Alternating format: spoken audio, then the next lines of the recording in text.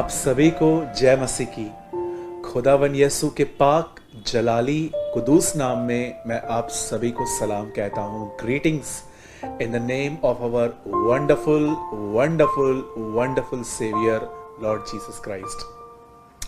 मैं आप सभी का, चाहे आप मुझे कहाँ से भी देख रहे हैं, मैं आप सभी का इस वीडियो में, आज के वचन में मैं आपको वेलकम करता हूँ, आपका स्वागत करता हूँ। क्या ही धन्य है वे लोग जिनका प्रभु उनका परमेश्वर है, भजनकार कहता है। मेरे भाइयों, मेरी बहनों, मैं धन्यवाद करता हूं प्रभु का, जिन्होंने आज हमें एक और दिन दिया ताकि हम उसका आदर करें, हम उसको महिमा दें और हम उसके साथ चल सकें। इससे पहले कि मैं आज की मीटिंग को शुरू करूं, मैं आप में से हर व्यक्ति के लिए कुछ ब्लेसिंग के वर्ड्स, कुछ आशीष के वचन कहना चाहता हूं। और मैं बिलीव करता हूं कि जब मैं ऐसा कहूंगा, आप पीछे से ज़रूर मुझे आमीन कहेंगे, जहां पर भी आप बैठे हैं। मैं बिलीव करता हूं कि खुदा आने वाले समय में हमें अपने आत्मा से भरेगा। आमीन। मैं बिलीव करता हूं कि आने वाले समय में जितने लोग हमारे विरोध में थे वो हमारे पक्ष में आ जाएंगे। आमीन। मैं बिलीव करता हूं कि खुदावन आने वाले समय में हमारे पूरे परिवार का उद्धार करेगा। आमीन। मैं बिलीव करता हूं कि हम जितने भी लोग, हर तरह के पाप से प्रभु हमें छुड़ाकर अपनी तरह हमें पवित्र बनाएगा। आमीन। और मैं बिलीव करता हूं बहुत जल्दी इंडिया में चर्चेस खुलेंगी और एक बेदारी आएगी, न केवल इंडिया में लेकिन दुनिया की हर चर्च जल्द से जल्द उभरेगी, ऊपर आएगी और खुदा के काम को पहले से भी बहुत बेहतर तरीके से करेगी। हम सब कहेंगे आमीन। मूसा इज़राइल के साथ ऐसा करते थे। वो कई बार कहते थे, जब मैं ये कहूँ तो तुम ये कहना, उसकी करुणा सदा की है। और इज़राइल के लोग कहते थे, दाऊद के टाइम पे भी कहते थे। और आज हमें एक और वर्ड मिला है जो सब नामों में श्रेष्ठ है, वो यीशु मसीह का नाम है। और याद रखिएगा, रेवलेशन में यीशु का एक और नाम लिखा गया है जो विश्वास योग्य और आमीन कहलाता है। One of the greatest thing in Lord's prayer, एक बहुत ब्यूटीफुल चीज़ है प्रभु की प्रार्थना में। हम पहला वर्ड पढ़ते हैं, ए हमारे पिता, ए हमारे बाप, आवर हेवनली फादर। ये हमारे पिता का एक नाम है, स्वर्गीय पिता। पर आप जानते हैं इस प्रेयर का आखिरी वर्ड क्या है?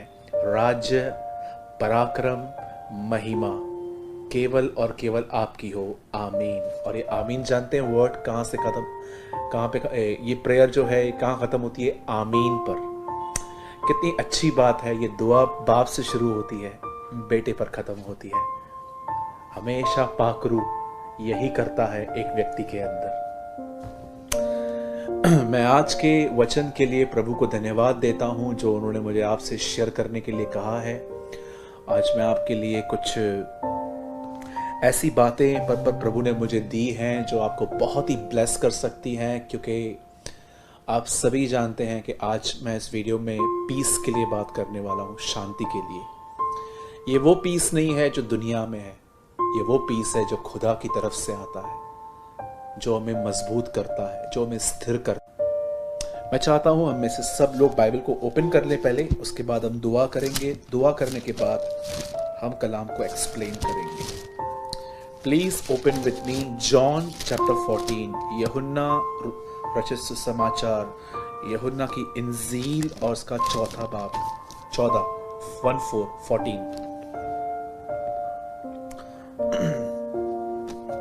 आइए हम दुआ करेंगे। स्वर्गीय पिता, हम दुआ करते हैं यीशु मसीह के नाम में।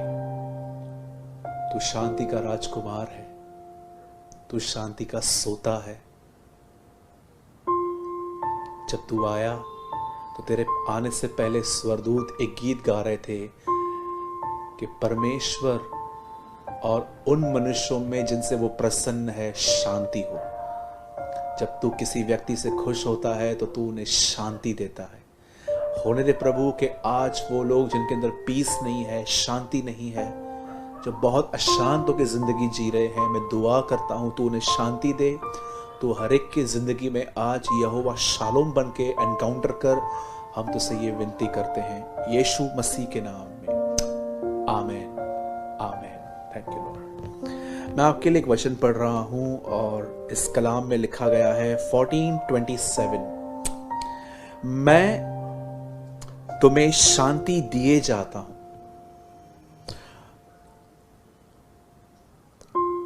अपनी शांति तुम्हें देता हूं, जैसे संसार देता है मैं तुम्हें नहीं देता। तुम्हारा मन व्याकुल न हो और न डरे।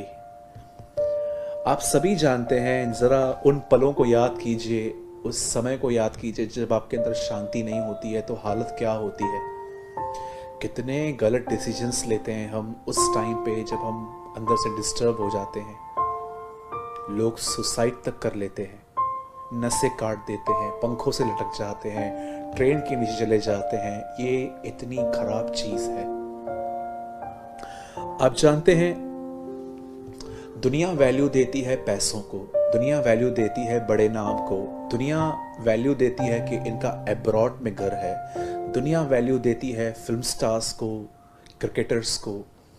लेकिन मैं आपको बताना चाहता हूं, आपको ये बात समझनी है, एक मसीह होने के नाते आपकी वैल्यूज चेंज होनी चाहिए।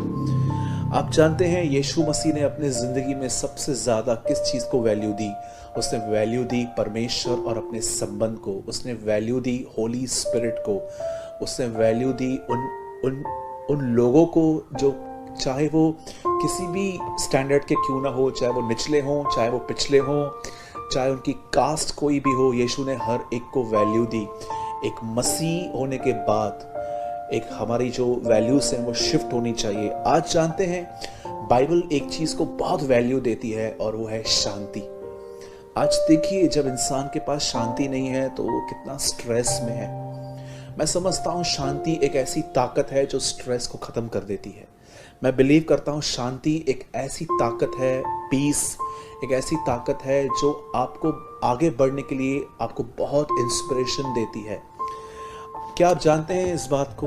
पुराने नियम में जब यीशु मसीह पैदा भी नहीं हुए थे, उनसे पहले एक प्रोफेसी हुई थी कि उसका नाम रखा जाएगा शांति का राजकुमार।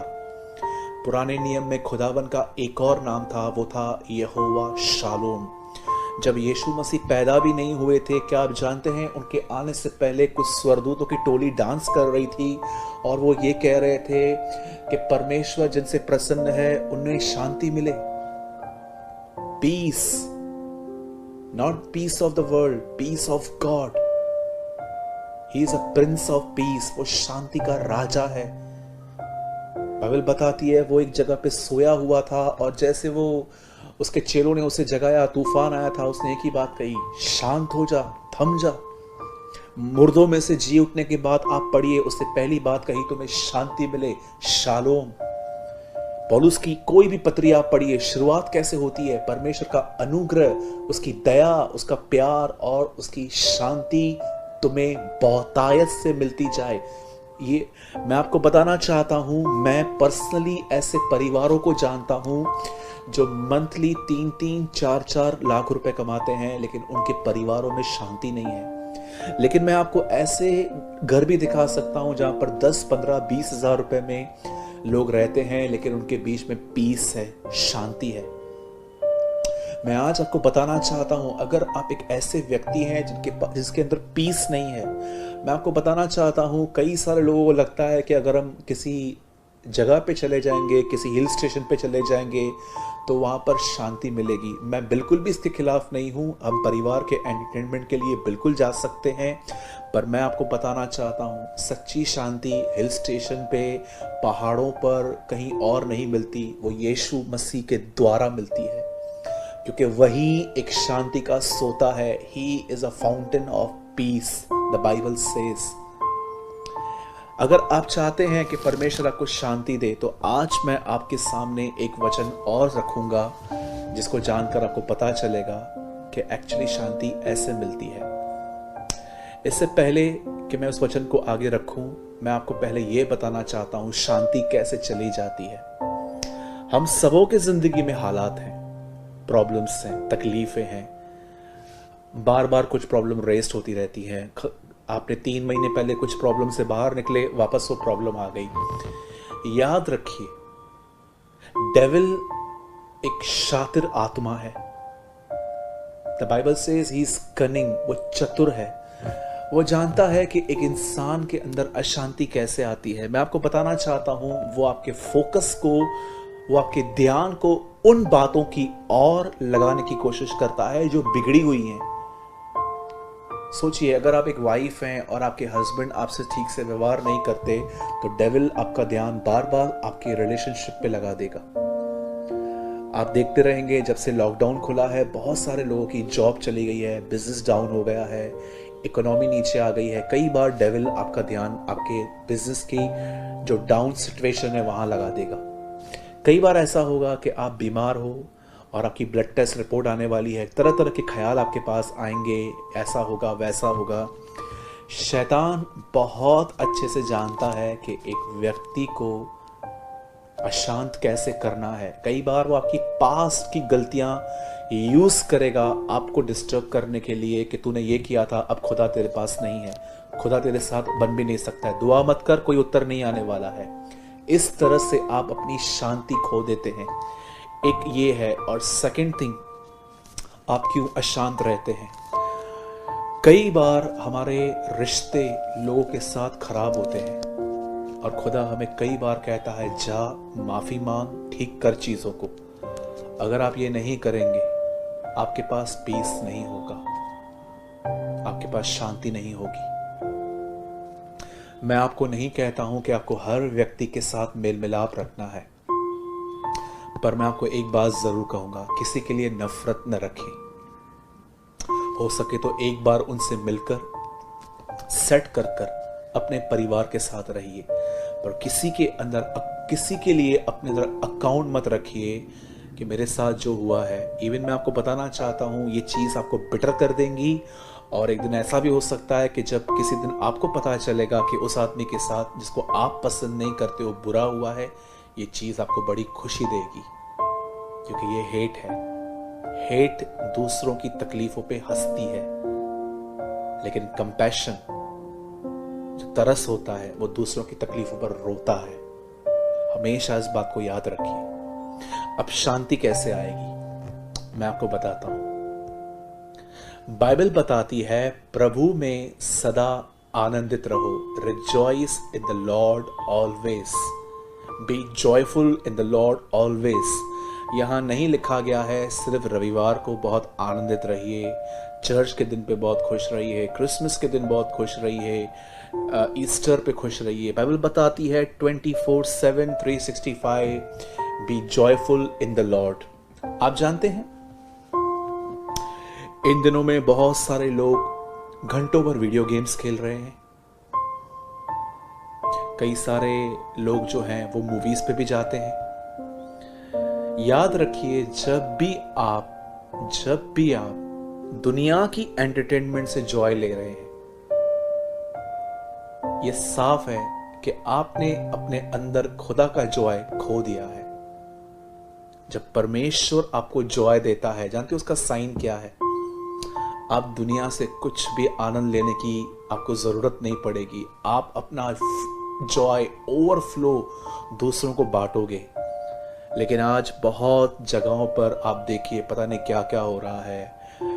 लोग पबजी, बहुत सारे ऐप्स में बिजी हैं, बहुत सारी बातों में बिजी हैं, क्योंकि उनके पास दुनिया का जॉय उनको चाहिए, खुदा का जॉय वो खो चुके हैं। आप जानते हैं, पॉल एक ऐसा व्यक्ति था जो जेल में था, और वो जेल में बैठे हुए फिलिपियों को लेटर लिख के कहता है, प्रभु में सदा आनंदित रहो। अब एक सवाल होगा, आपके भी मन में होगा, मेरे मन में भी था, लेकिन मुझे आंसर मिला, इसलिए मैं दे पा रहा हूं। हर व्यक्ति चाहता है कि वो खुश रहे, आनंदित रहे, लेकिन ये हमेशा पॉसिबल नहीं होता। मैं आपको अपनी ऑनेस्ट टेस्टिमनी बताता हूं, मैं 24/7 जॉयफुल नहीं रहता। कई बार जब मैं तरह तरह की बातें सुनता हूं तो ये मुझे अपसेट करती हैं, फिर मुझे जंप देके उठना पड़ता है कि मैं इन बातों पर ध्यान नहीं दूंगा, ये बातें मेरे लिए ठीक नहीं है। कई बार जब हेल्थ इश्यूज होते हैं तो दिमाग वहाँ चला जाता है, कई बार जब और बातें होती है तो हमारा दिमाग वहाँ चला जाता है। मैं अपनी ऑनेस्ट टेस्टिमनी आपको बताना चाहता हूँ, मैं 24/7 हैप्पी नहीं रह पाता हूँ। मैं कई बार अपसेट होता हूँ, डिस्टर्ब हो जाता हूँ, डिस्करेज भी हो जाता हूँ। लेकिन मैंने इन दिनों में रास्ता पाया है कि मैं कैसे आनंदित रह सकता हूँ। मेरे ख्याल से आपकी भी गवाही कुछ ऐसी होगी कि आप भी चाहते हैं कि आप प्रभु में बने रहें, खुश रहें, आनंदित रहें, लेकिन कुछ लोग और कुछ सिचुएशंस हमें ऐसा करने पर नहीं करने देती।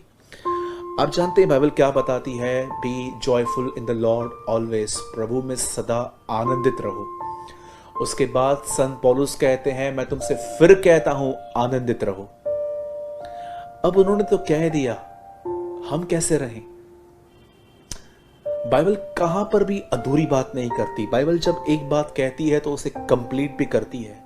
उसके बाद लिखा गया है, किसी भी बात की चिंता मत करो।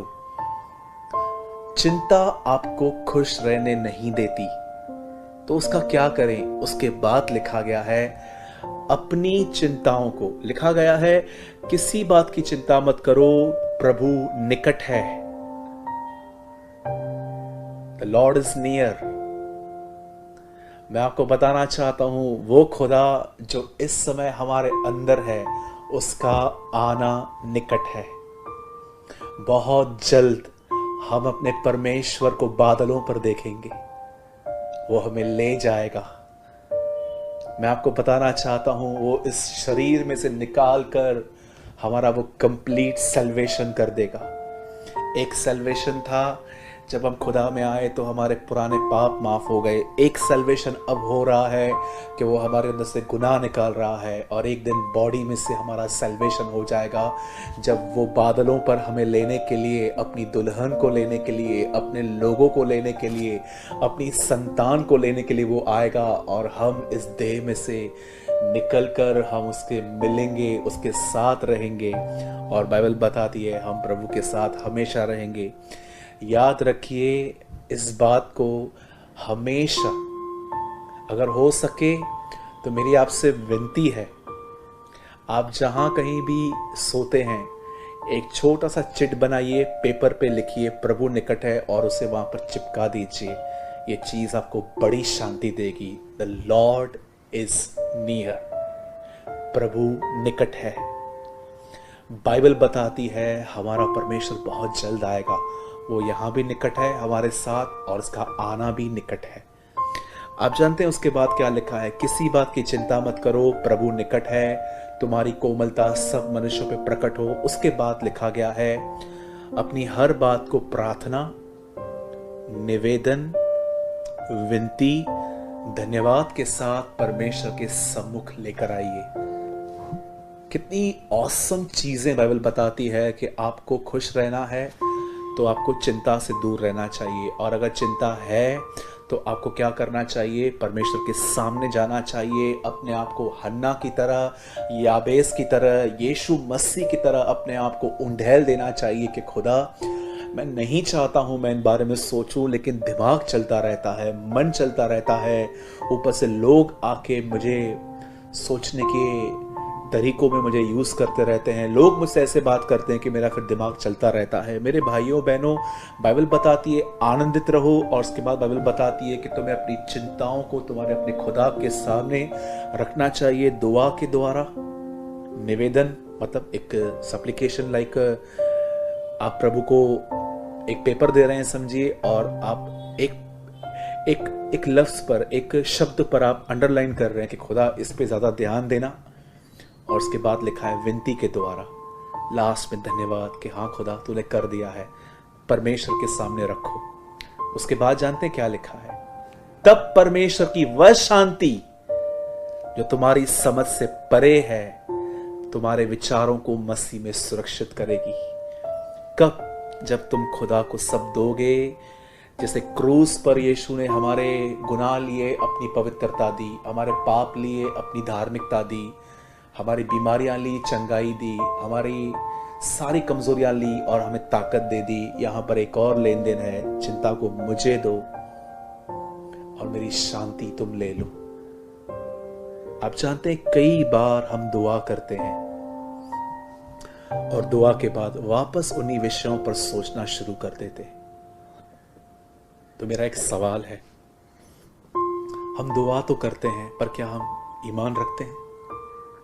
कितने लोग हैं प्रार्थना तो कर लेते हैं पर प्रार्थना के बाद एक लेवल ऊंचा आना है कि आपने जो खुदा से मांगा है, आपको ये बिलीव करना चाहिए कि हाँ मैंने मांगा है, वो मुझे सही टाइम पे दे देगा, सही समय पर दे देगा।